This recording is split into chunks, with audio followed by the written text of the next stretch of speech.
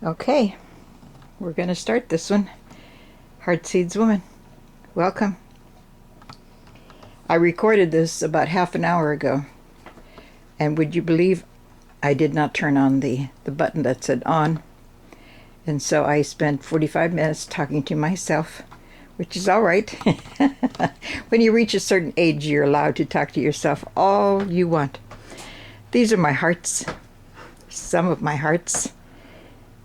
I have hearts all over the place. That's a picture I did of myself when I was 50. But yes, look at my hearts. My kids, my friends have given me these hearts over the years. So, I'm a firm believer. Live with things that make you happy. Happy. You don't have to live with anything that does not suit you. Truly, you don't.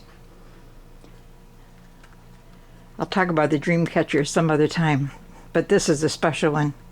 It was made for me by a group of women that were in a treatment facility in Sacramento, California. Fine, wonderful group of women. So yes, more hearts. More hearts. And I will talk about all of these things at some point in time. A wreath that I made years ago. And one of my blackbirds. I love birds. Blackbirds is one of the things that I enjoy very much because they are such interesting and intelligent birds. So let me set this tripod down and we'll start the process. Again, because you missed it the first time. We were not connected. So, my name is Sheely, and Heartseeds Woman is my channel on YouTube. I hope you have had a chance to see at least some of those that I have put on YouTube. But today is a new one. Today I'm going to talk to you about hearts. Very important for all of us. We each have one. And I learned recently through an examination that mine was not working as well as I assumed it was. I have always been a very healthy person. I've always had a lot of energy. I've always done pretty much whatever I wanted to do because I had the stamina, I had the interest, I had the drive to do things. And I will share some of them with you along the way. But when I went in to see my doctor, they did a sonogram, and then I was privileged to look at the internal beating of my heart. Seeing the little mechanism that flaps up and down as it brings in blood and releases blood. It was such an intimate moment that I cried. Because here was my heart speaking to me about a bit of an issue that it had. It was murmuring. Murmuring. Now when you think about murmuring, that's not a bad thing when people speak quietly. But somehow when your heart is doing it, it's a little bit of an issue. Now I went through all of that. I didn't feel any change in my own health. I was still doing things, but a little more consciously aware of the beating of my heart. And when I did a follow-up appointment, I had an older doctor that was there, way older doctor, actually probably older than me, and I'm 75. But he spoke ordinary. He said, a lot of people have a heart murmur. It's not unusual at a certain age. It's like, okay, sometimes we just need that little bit of assurance that, you know, you're not going to pass away tomorrow. And even though that's not something that I worry about one way or the other, it was nice to know that my heart was speaking a little bit differently, but still beating very strongly. And I like that. But because I love hearts, because I do a lot of scribble art that has to do with hearts, I'm going to show some of those to you. But I want to start with a reading. This is called The Zen of Creative Painting. The Zen of Creative Painting. And this says, An Elegant Design for Revealing Your Muse by Joanna Carbonetti, or Jeannie, Jeanne, last name Carbonetti. Now, I'm always passing on information to you about books that you can find. And a lot of these books you might not find so easily, but please, half-price books. I'm a big half-price book shopper. I love books. I go there often, and I'm always finding what I consider little jewels. I hate to shop. I mean, that's my thing. I just really hate to shop, except for certain things. Now, if it has something to do with art or some creative project I'm working on, or plants, reading material, especially when it has to do with art, then I love to shop. But in general, I'm not much of a shopper. But this one here, it says heart versus head.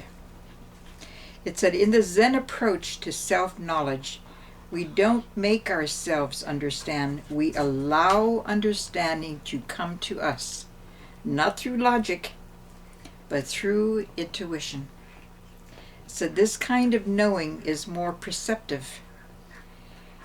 It's the right brain process rather than the left brain. And it says the language of art comes from the heart. To grow fluent in it is to grow as an artist.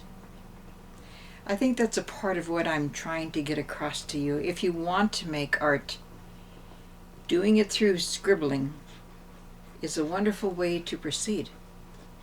If you want to know yourself more, doing it through art is a wonderful way to do it. I had a conversation with myself. I have lots of conversations with myself because I enjoy my mind. My mind's a very active part of my being. It thinks sometimes a great deal more than what I wanted to think. But my mind is always reading something, thinking about something, wanting to know something. I'm a very curious soul. But the conversation that particular morning was my heart notifying me that it had a mind of its own that was different than my mind. The heart has a mind of its own. Yeah. Now, I'm a believer that one is a whole number, that I'm not divided up here, this piece here, that piece there. I am one. I am whole. But all the parts of me must be in sync for me to continue to function and to continue to be an earthling on this earth.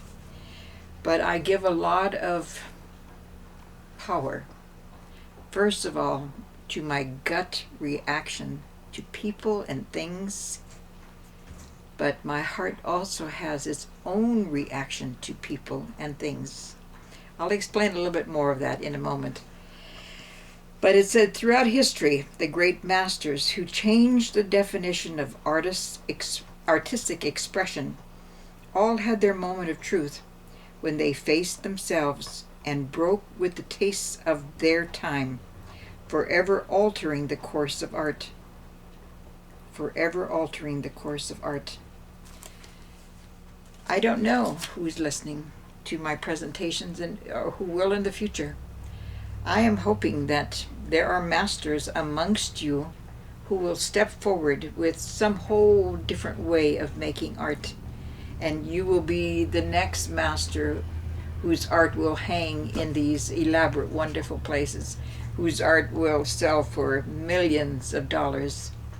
But you got to start somewhere. And even though that might be a lofty goal for some of you, others of you, I'm just wanting to encourage you to get to know yourself better through a process of making art. I was going to show you some of my scribble art that maybe might interest you and get you started in that direction. This is a nice simple one. This was made in December of 2016, and it's called a jar of hearts. A jar of hearts.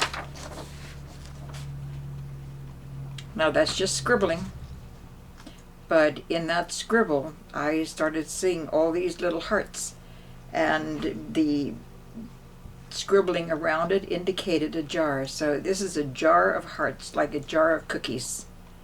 I haven't done anything more with this one yet, but I plan on doing something with it because it just seemed absolutely adorable. Here's another one that would be nice for Valentine's Day. It's an image of two people who appeared in my scribble, and they were each attached to a heart. So again, this is just scribbling, but a lot of hearts show up in my scribbling, as I've already mentioned to you. Here's another one that was done in 2017, January of 2017, and I like this one a lot. Hopefully you can see the scribble. It's a person carrying a fish net with a lot of hearts, and I saw that it was near water, ocean, lake, I don't know, but I would like to go there because I would like to catch a whole bunch of hearts in a fish net. That would be quite good fun. So these will be made into something more besides just the scribble, because that's the fun of making art when you're scribbling. Now these are images that I have done of scribbling. Here's one with a lot of hearts and a person in the midst of that. Now I think that I have done something more with this one. I have probably made it into pastel. I think pastel is what I used when I enlarged this one and made a full drawing of it. But when you're scribbling, it's fun to fill in the image, because then of course you can see it much better, and it'll give you an idea if you want to do more with it once you've scribbled the piece. Here's another one done in 97, February of 97. Again, I'm just scribbling, but I'm scribbling on a larger piece of paper, and what I saw on this larger piece of paper were all these hearts. Yes, I like that a lot. Now I went a little further and made this piece. This is all pastel. I did the hearts on a piece of paper, probably drawing paper, it could have been watercolor paper. And once I had done the hearts, it seemed like a fun idea to add the little party pieces to it. Jazzy them up a little bit of jazz there. And then I didn't keep the full outline that I had put on the other piece of paper, so I cut this portion out. As you can see, it's two pieces here, and put it with a more full background, because I didn't want all of the grid on the whole thing. But I thought that was quite nice. I like that a lot. So hopefully you can see it. I see that I've got a curtain over here where the sun is coming through while I'm trying to do this. But when I talk about the heart, it's not just drawing a heart, because I'm encouraging you to draw whatever symbol makes sense to you. You know, does a square make sense? Do you have pleasure when you look at squares? A lot of buildings are square. A lot of things have to be square in order to fit together properly. Square is a wonderful symbol. How about a triangle? How about a spiral? My daughter Rochelle enjoys the figure 8, the infinity symbol. She uses that in her decorating. So different people have different symbols that make sense to them, that make them happy. And you can use any symbol in any kind of fashion by enhancing it or by, replicating it. you can put nothing but squares on a wall, different color squares on a wall, and make a very interesting art piece from just that square. Like I've done when I hung all of these hearts above me because I love them and because they make me happy. Live with things that make you happy. But going back to the heart, I find the image of the heart to be something that resonates with me in a certain fashion. And I say that because I am an empath. For those of you who don't understand what being an empath is, it's both a blessing and can sometimes be a curse, depending on whether or not you have learned how your body works and how your heart works. To be an empath, for me, how it's affected me, when I am around people, I can sense their worries, their fears, their pains, their sorrows. Sometimes I can feel just overwhelmed with what they are feeling. It's hard sometimes to be around a lot of people at one time. When I worked with adolescents, when I came into the field of mental health, I didn't start working with adults right away. I started working with children, adolescent children, children who had what they termed emotional problems. Some of them also had, diagnostic mental health problems. But children, because they are so vulnerable, and because my heart is vulnerable to them, it was sometimes overwhelming for me when I would end my shift, because I would work the 3 to 11. I was going to college at the time. And when I would get off work at 11 o'clock in the evening, I would just sit in my car and cry because I felt all their issues. And so I would sit there and cry before I would go home. And I was talking to the therapist that was working with my particular unit. And I was mentioning this to her.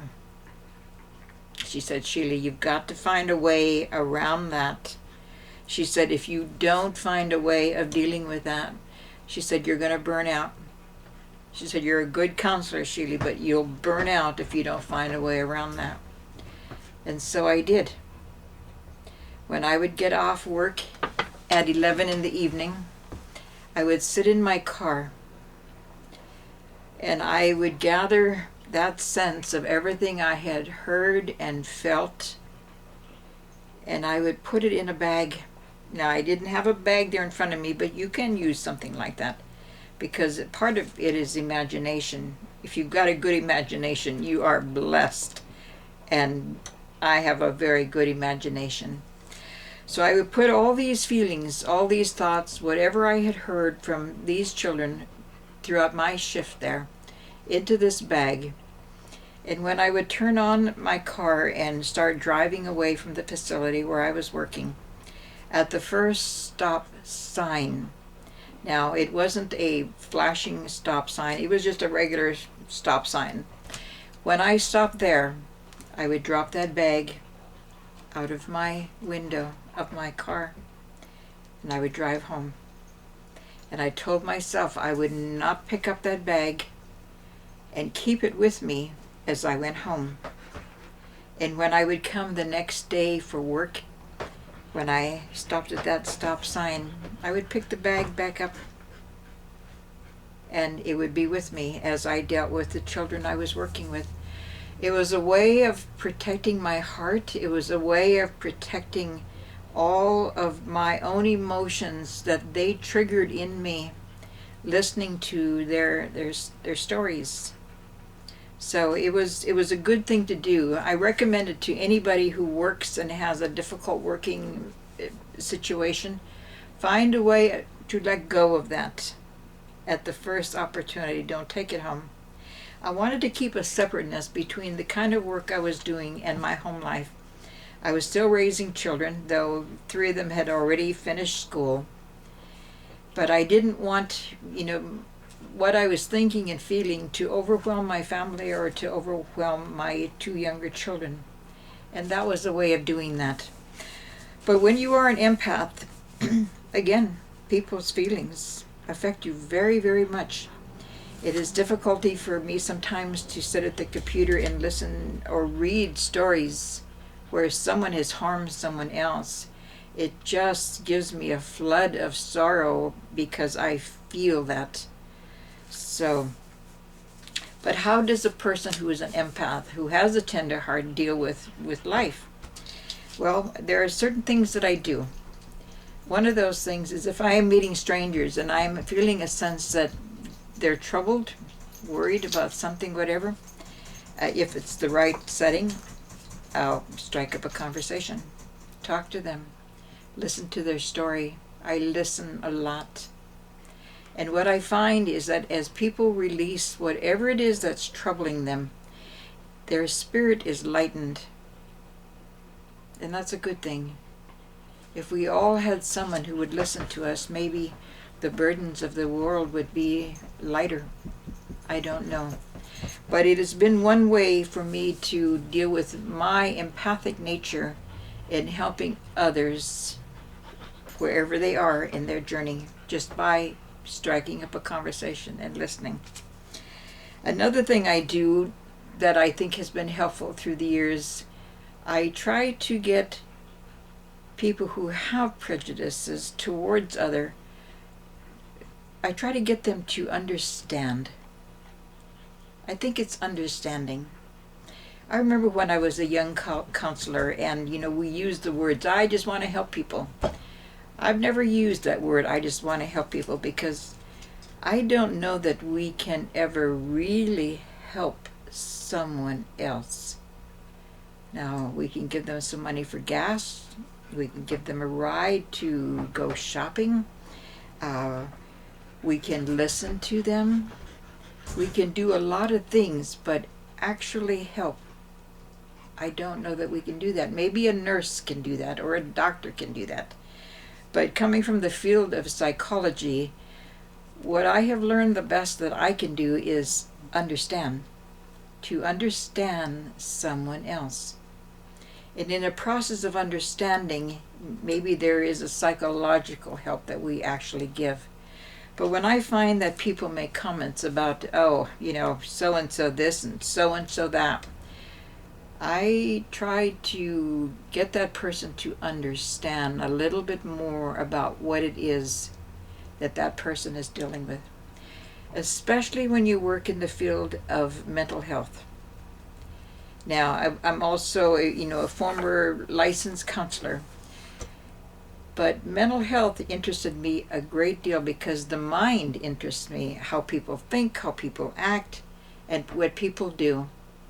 And I wanted to have an understanding of what created mental illnesses. What were the issues that brought that about? And there are a lot of them. A lot of them. Some things that are triggered in childhood, some things that are triggered because of an experience, either in childhood or adulthood. Let's talk about depression for a moment. Lots of people experience depression. You might feel depressed because your grade wasn't very good. You might feel depressed because your best friend no longer wants to be your best friend. You might feel depressed because the house you wanted to buy fell through and you have to keep looking. There are all kinds of things that can create just a bit of a chemical imbalance in the mind that makes you feel these feelings of depression. Well, when you work in the field of mental health, there are many people who don't understand what that is. Now, because we have so much information out there, hopefully people are not ignorant anymore about what it means to have a mental illness. Even though you can't see it like you can if somebody's got a broken arm or a broken foot. With mental illness, there is something that is not functioning at its optimal best, and so that person struggles. So I have educated many, many people through the years on what it means to have a mental illness. And I think by helping them to understand that, it helped them to have more heart towards people who are struggling with mental illness. Another thing that I try to encourage people to do is that old saying, walk a mile in someone else's shoes, walk a mile in someone's moccasins. So if you can imagine yourself dealing with homelessness, dealing with no money, dealing with voices in your head, dealing with delusions and hallucinations, and seeing that that person has no control over that situation, then it turns on your heart to be more open and more tender towards what that person's experiencing. One of my clients many, many years ago, an older gentleman, was sitting in my office, and we had talked for quite a while. He had issues. His issue was he was fearful that having schizophrenia, he would not get to heaven. He would not get to heaven. Now, as a counselor working for an agency, it wasn't my role to assure him or to quote scripture to him or to do any of those things. But I heard what he said to me, that it was an issue for him. And so we talked.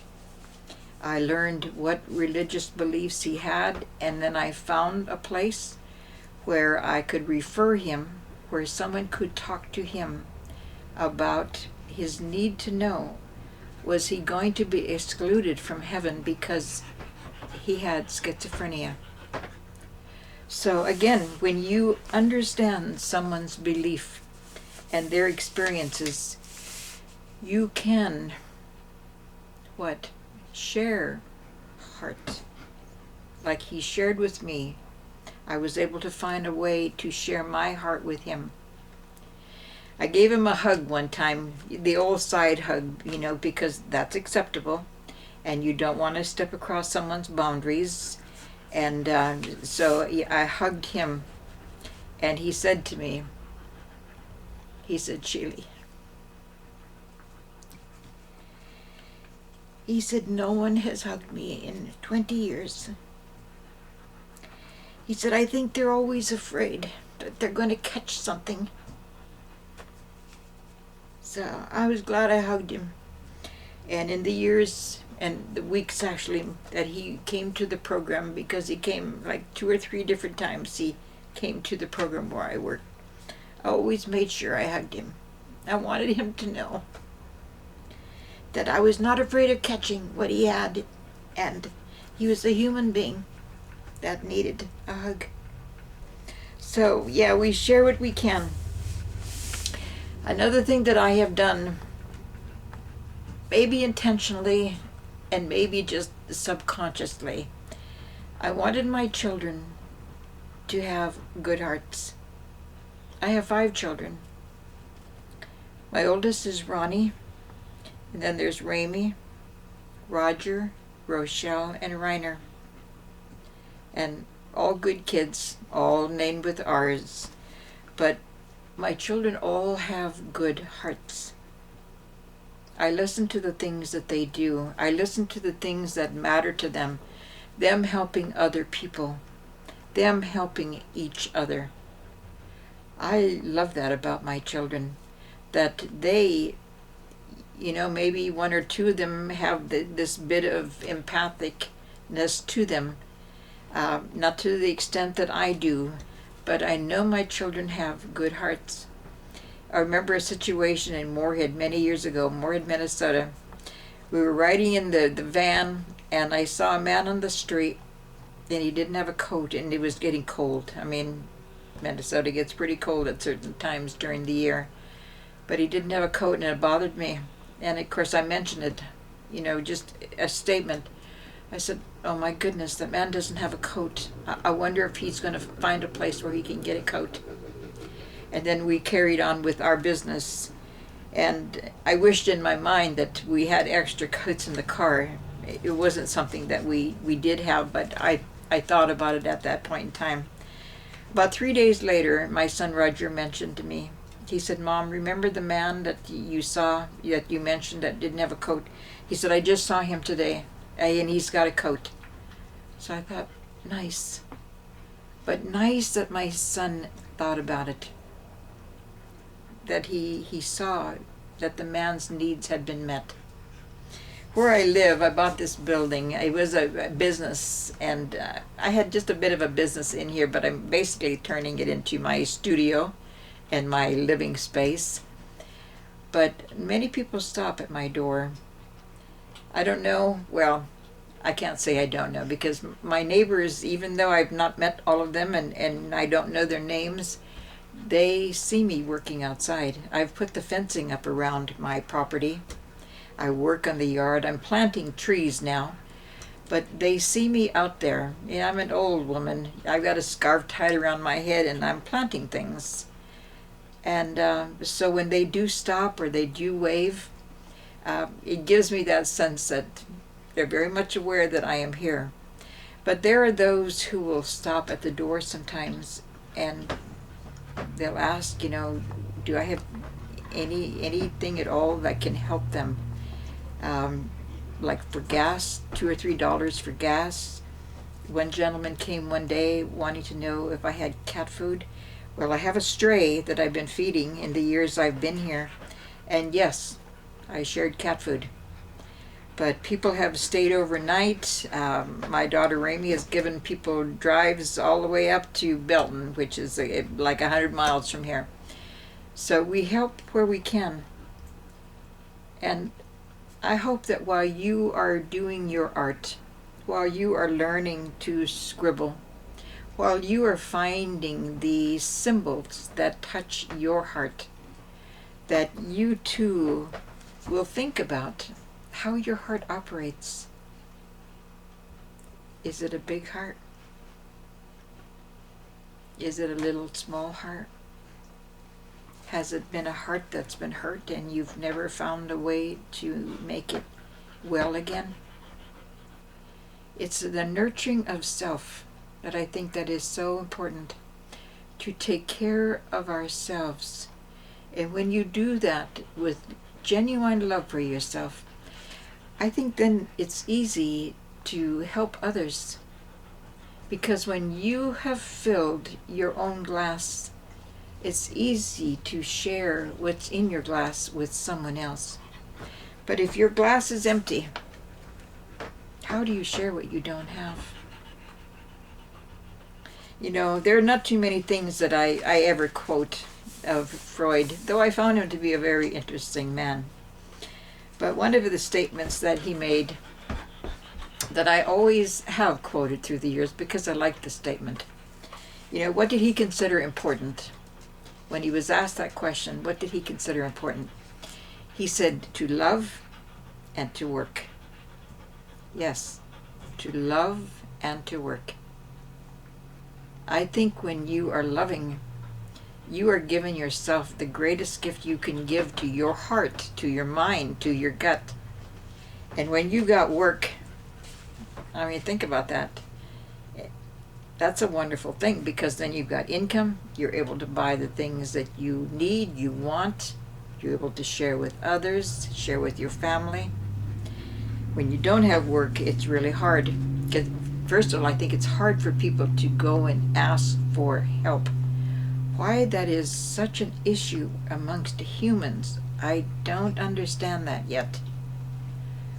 But asking for help and giving help, there should be equal balance in that whole process, asking for help and giving help.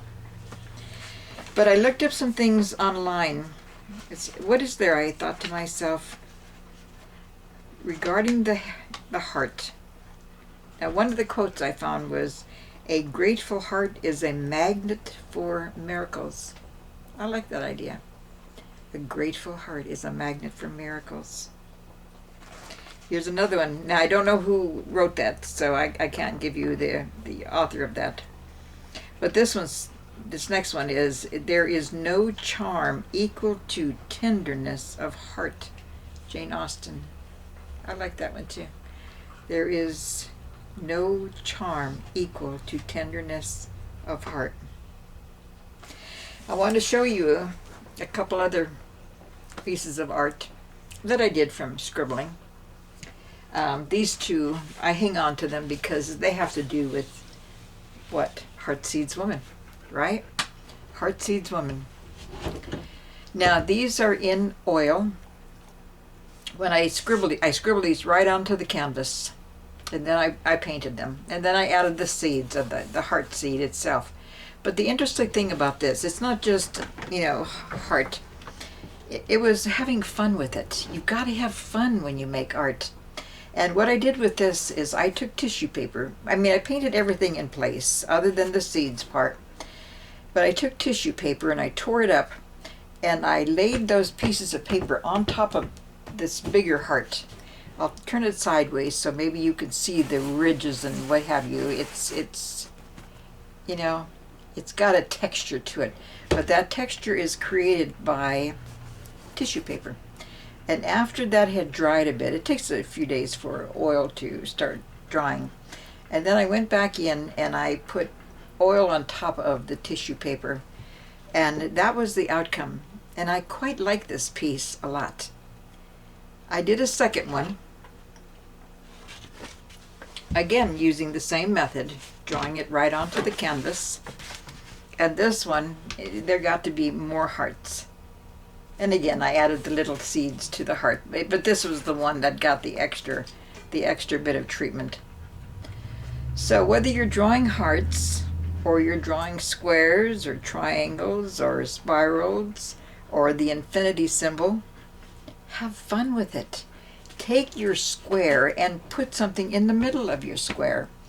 Once you get your square in place, paint it blue. Paint the next one orange. Paint the next one yellow.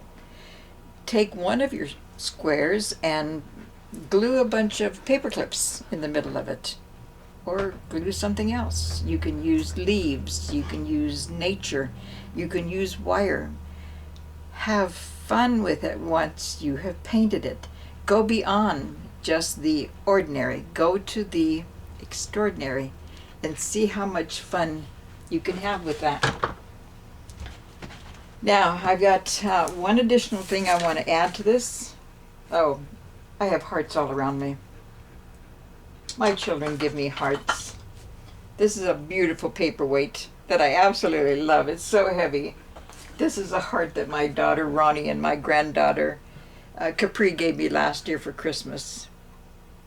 I think it's ceramic, but I thought it was awfully pretty. And as you can see, I have a lot of cups that have hearts on them. This one, my son Roger gave me this for, I think, my birthday one year. Because my birthday's in February, I am so near to Valentine's Day. And I think this one was a Starbucks cup, but I absolutely love it.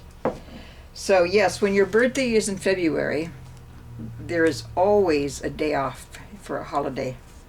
Not that it's because of Valentine's Day, but because it's President's Day.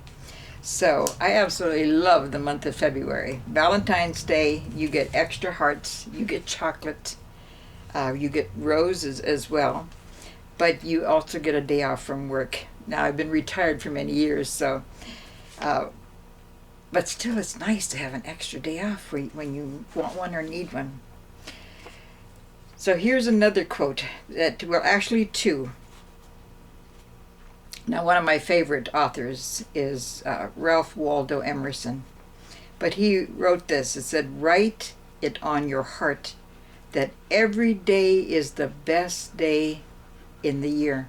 Imagine that. Every day is the best day in the year.